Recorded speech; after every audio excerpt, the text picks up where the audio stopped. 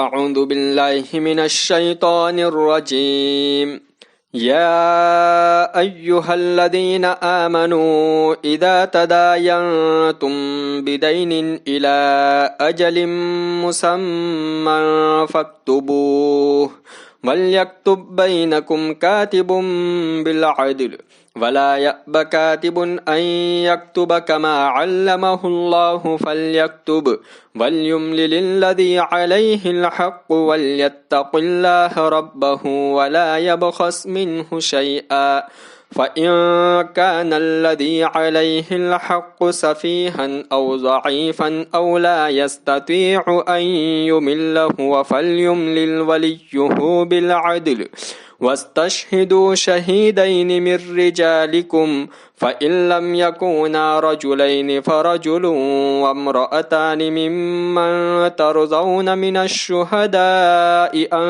تضل إحداهما فتذكر إحداهما الأخرى ولا يأبى الشهداء إذا ما دعوا ولا تسأموا أن تكتبوه صغيرا أو كبيرا إلى أجله ذلكم أقسط عند الله وأقوم للشهادة وأدنى ألا ترتابوا إلا أن تكون تجارة حاضرة تديرونها بينكم فليس عليكم جناح ألا تكتبوها وأشهدوا إذا تبايعتم ولا يضار كاتب ولا شهيد وَإِن تَفْعَلُوا فَإِنَّهُ فُسُوقٌ بِكُمْ وَاتَّقُوا اللَّهَ وَيُعَلِّمُكُمُ اللَّهُ وَاللَّهُ بِكُلِّ شَيْءٍ عَلِيمٌ۔ اے ایمان والو، جب تم ایک مقررہ مدت کے لیے ادھار کا معاملہ کرو تو اسے لکھ لیا کرو، اور چاہیے کہ تمہارے درمیان کوئی لکھنے والا انصاف کے ساتھ لکھ دے۔ نیز جس کو لکھنا آتا ہے اسے لکھنے سے انکار نہ کرنا چاہیے، جیسا کہ اللہ نے اس کو لکھنا سکھا دیا ہے۔ اس کو بھی چاہیے کہ لکھ دے، اور جس کے ذمے حق ہے وہ لکھائے۔ اللہ سے جو اس کا پروردگار ہے ڈرتا رہے، اور اس میں سے کچھ بھی کمی نہ کرے۔ اگر وہ کم عقل یا کمزور ہو، یا وہ خود لکھانے پر قادر نہ ہو، تو اس کا ولی انصاف کے ساتھ لکھا دے، اور اپنے مردوں میں سے 2 شخص کو گواہ بنا لے۔ اگر 2 مرد نہ ہو تو 1 مرد اور 2 عورتوں کو۔ گواہان ایسے لوگوں میں سے ہو جن کو تم پسند کرتے ہو۔ 2 عورتیں اس لیے کہ ان 2 میں سے ایک بھول جائے تو ایک دوسری کو یاد دلا دے، اور گواہان جب بلائے جائے تو انکار نہ کرے۔ اور ادھار معاملہ چھوٹا ہو یا بڑا، لکھنے میں سستی نہ کرو۔ اس طرح لکھ لینا اللہ کے نزدیک زیادہ قرین انصاف، گواہی کو درست رکھنے کا باعث اور شک و شبہ سے بچانے والا ہے۔ ہاں، اگر کوئی دست بدست خرید و فروخت کا معاملہ ہو جو تم آپس میں کیا کرتے ہو تو اس کے نہ لکھنے میں کوئی مذائقہ نہیں، اور خرید و فروخت کے وقت گواہ بنا لیا کرو۔ کسی کاتب اور گواہ کو تکلیف نہ دی جائے، اگر ایسا کرو گے تو تم کو گناہ ہوگا۔ نیز اللہ سے ڈرتے رہو، اللہ تم کو علم سے نوازتے ہیں اور ہر چیز کا علم رکھتے ہیں۔ تشریح۔ یہ آیت مداینت کہلاتی ہے۔ یہ قرآن مجید کی سب سے بڑی آیت ہے، اور معاملات سے متعلق بہت سے احکام اس میں آ گئے ہیں۔ کم سے کم 12 احکام اللہ تعالیٰ نے اس آیت میں دیے ہیں۔ نمبر 1، ادھار معاملے کو لکھ لینا چاہیے، یہ مستحب ہے۔ نمبر 2، کاتب کا عادل یعنی سچا اور قابل بھروسہ ہونا ضروری ہے تاکہ دستاویز میں دھوکہ دہی نہ ہو۔ نمبر 3، جو شخص دستاویز بنانے پر قادر ہو اس کو اس خدمت سے انکار نہ کرنا چاہیے۔ نمبر 4، جس شخص پر حق ہو یعنی جس کے ذمے دین اور قرض ہو اس کو بے کم و کاست دستاویز لکھانی چاہیے تاکہ اس کے لیے کوئی عذر نہ رہے۔ نمبر 5، جس کے ذمے دین ہو اگر وہ خود دین کی دستاویز لکھانے کی صلاحیت نہ رکھتا ہو، جیسے پاگل، کم عقل، ضعیف، نابالغ یا بہت بوڑھا، یا کسی اور وجہ سے لکھانے پر قادر نہ ہو، جیسے گنگا ہو یا دوسرے فریق کی زبان سے واقف نہ ہو، تو جو اس کا ذمہ دار ہو جیسے ولی یا وصی یا قاضی وہ دستاویز لکھائے گا۔ نمبر 6، بہتر ہے کہ معاملے پر گواہ بھی بنا لیا جائے۔ نمبر 7، ایسے معاملات کے لیے گواہی کا نصاب یہ ہے کہ 2 مرد ہو یا 1 مرد اور 2 عورتیں۔ نمبر 8، گواہوں کے لیے ضروری ہے کہ عادل و معتبر ہو۔ ممن ترضون من الشہداء سے اسی طرف اشارہ ہے۔ نمبر 9، جن کو فریقین گواہ بنانا چاہے مستحب ہے کہ وہ بھی گواہ بننے اور گواہی دینے سے انکار نہ کرے۔ نمبر 10، دست بدست لین دین کے لکھنے کی حاجت نہیں، کیونکہ اس میں نزاع کا امکان یا تو نہیں ہے یا بہت کم، تاہم اس کو بھی لکھ لیا جائے تو حرج نہیں۔ نمبر 11، کاتب اور گواہ کو نقصان نہ پہنچایا جائے۔ مثلا کاتب اجرت کتابت چاہتا ہو اور اس کو مفت کتابت پر مجبور کیا جائے، یا گواہان کو وہاں تک آمد و رفت کے خرچ کی ضرورت ہو لیکن ان کو مفت آمد و رفت کے لیے کہا جائے، یا ان کے اوقات کی مصلحت کا خیال نہ رکھا جائے۔ یہ احکام تو صراحتاً موجود ہے۔ ان کے علاوہ اس سے یہ بھی معلوم ہوا کہ معاملات کے ثبوت میں فی الجملہ تحریر کا اعتبار ہے، لیکن اس میں تفصیل ہے کہ کون سی تحریر مقبول ہوگی، وہ تحریر جو قاضی کے پاس ہو یا وہ بھی جو اصحاب معاملہ کے پاس ہو۔ کتب فقہ اور خاص کر قضاء سے متعلق کتابوں میں اس کی تفصیلی بحث ہے۔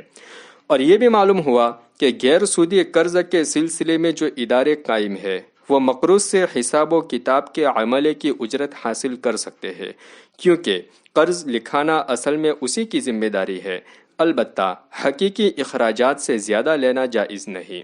نمبر 12، ولی سے مراد وہ شخص ہے جو اس کے معاملات کا ذمہ دار ہو۔ نابالغ یا پاگل ہو تو اس کا ولی یا ولی کا وصی جس کو اس نے اپنی وفات کے بعد ذمہ دار بنایا ہو، یا قاضی یا اس کا وکیل زبان نہ جانتا ہو تو ترجمان وغیرہ۔ نمبر 13، گواہی میں 2 عورت کو 1 مرد کے برابر اس لیے رکھا گیا ہے کہ عورتوں میں جذبات کا عنصر زیادہ ہے، یا ان کے منصب مادری کے لیے مناسب بھی ہے۔ جذبات کی فراوانی قوت حافظہ کو بھی متاثر کرتی ہے، اور کسی واقعے کو سمجھنے اور اخذ کرنے کی قوت کو بھی۔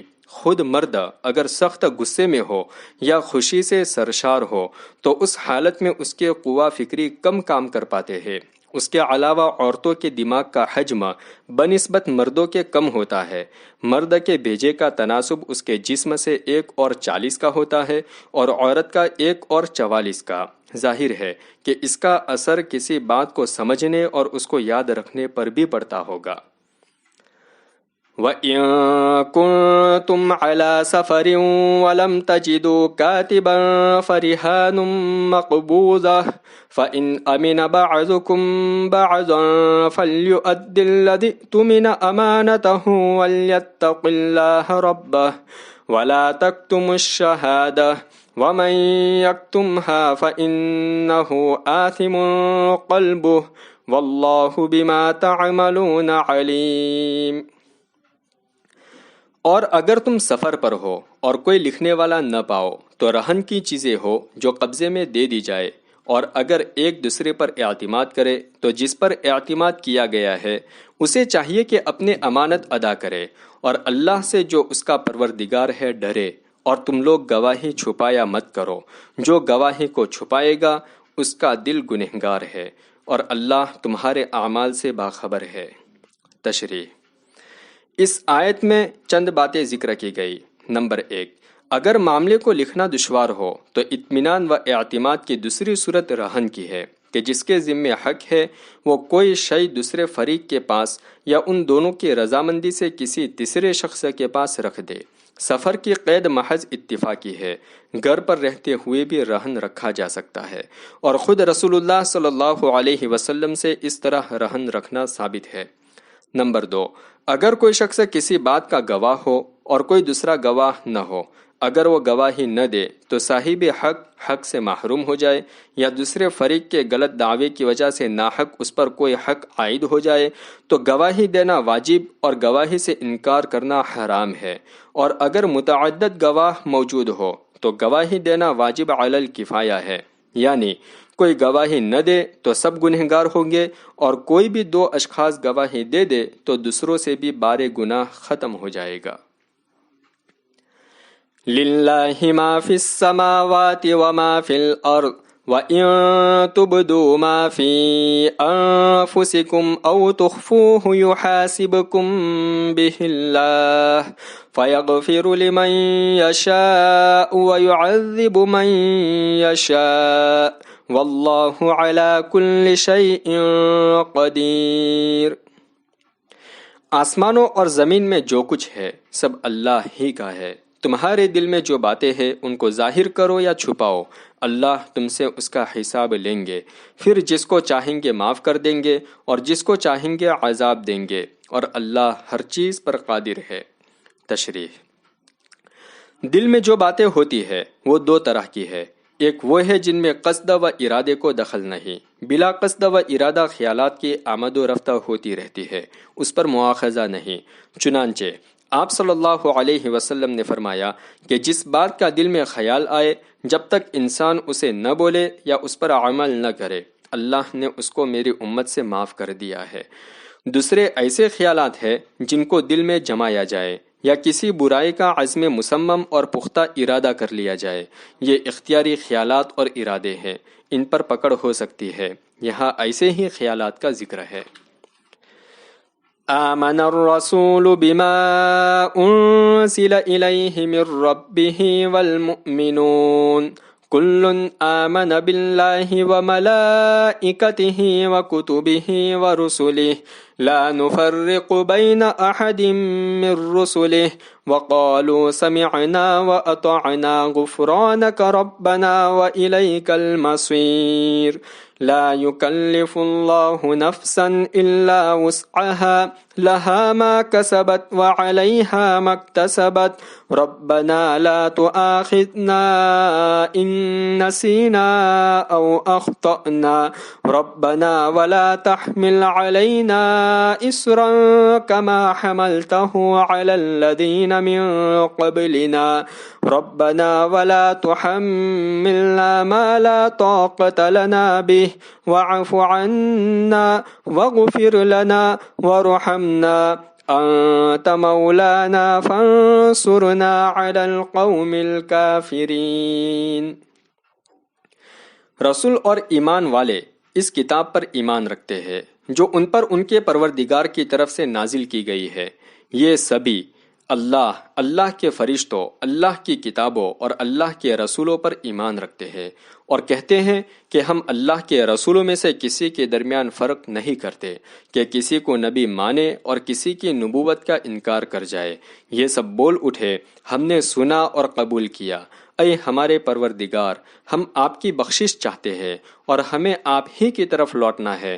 اللہ کسی بھی شخص کو اس کی طاقت کے بقدر ہی ذمہ دار ٹھہراتے ہیں، ہر شخص کو ثواب بھی اسی کا ہے جو اس نے کیا، اور گناہ بھی اسی کا جو اس نے کیا۔ اے ہمارے پروردگار، اگر ہم سے بھول چک ہو جائے تو ہماری پکڑ نہ فرمائیے، ہمارے رب، اور ہم پر سخت احکام کا بوجھ نہ رکھیے جیسا کہ آپ نے ہم سے پہلے امتوں پر رکھا تھا۔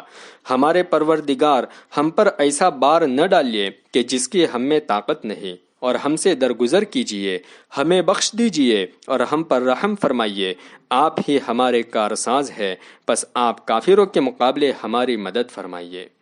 تشریح: ان آیات میں چند باتیں مذکور ہے۔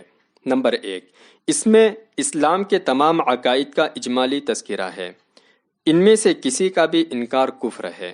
نمبر 2، اس آیت سے شریعت کا ایک عام اصول معلوم ہوا کہ جو شخص کسی حکم شرعی کے بجا لانے پر قادر ہی نہ ہو وہ اس کا مکلف نہیں، اسی لیے نابالغ، پاگل، سوئے ہوئے شخص، بے ہوش، کسی عبادت کی ادائیگی سے عاجز، جبر و اکراہ کے تحت کسی ناجائز فعل کے مرتکب وغیرہ کو شرعاً معذور سمجھا جاتا ہے۔ نمبر 3، اس آیت میں شروع سے آخر تک دعائیں ہیں۔ عطا رحمۃ اللہ علیہ سے منقول ہے کہ جب حضرت جبرائیل علیہ السلام نے ان آیتوں کو آپ صلی اللہ علیہ وسلم پر تلاوت فرمایا تو آپ ہر دعا پر آمین یا رب العالمین کہتے جاتے تھے۔ اور حضرت معاذ بن جبل رضی اللہ تعالی عنہ کے بارے میں مروی ہے کہ وہ جب اس سورت کی تلاوت سے فارغ ہوتے تو آمین کہا کرتے، لہذا نماز سے باہر اور نفل نمازوں میں ان دعائیہ آیتوں کے بعد آمین کہنا چاہیے۔ نمبر 4، بھول اور غلطی سے جس بات کا صدور ہو جائے آخرت میں اس پر پکڑ نہیں، یہی اس دعا کا مدعا ہے۔ بعض احکام میں بعض مواقع پر بھول چک بالاتفاق معاف ہے، جیسے روزے میں بھول کر کھا لینا۔ بعض صورتوں میں بالاتفاق اس کا اعتبار نہیں، جیسے بھول کر یا غلطی سے کسی کا مال ضائع کر دے تب بھی تاوان واجب ہوگا۔ بعض صورتوں کے بارے میں فقہا کے درمیان اختلاف ہے، جیسے نماز میں بھول کر گفتگو۔ فقہ کی کتابوں میں اس سلسلے کی تفصیلات موجود ہے۔ نمبر 5، ربنا ولا تحملنا ما لا طاقت لنا بہ، ہمارے پروردگار ہم پر ایسا بار نہ ڈالیے کہ جس کی ہم میں طاقت نہیں، یعنی ایسا جیسا کہ بنی اسرائیل کو توبہ کے طور پر قتل کا حکم دیا گیا تھا وغیرہ۔ نمبر 6، یوں تو پوری سورہ بقرہ ہی کی بڑی فضیلت منقول ہے، لیکن آخری 2 آیتوں کی خصوصی فضیلت ہے۔ حضرت عبداللہ بن مسعود رضی اللہ تعالی عنہ سے مروی ہے کہ آپ صلی اللہ علیہ وسلم نے فرمایا، جس نے رات میں سورہ بقرہ کی آخری 2 آیتیں پڑھی تو یہ آیتیں اس کے لیے کافی ہو جائے گی۔ اس طرح کی اور بھی احادیث ہے جو ان آیتوں کی فضیلت میں منقول ہے۔ صدق اللہ العظیم۔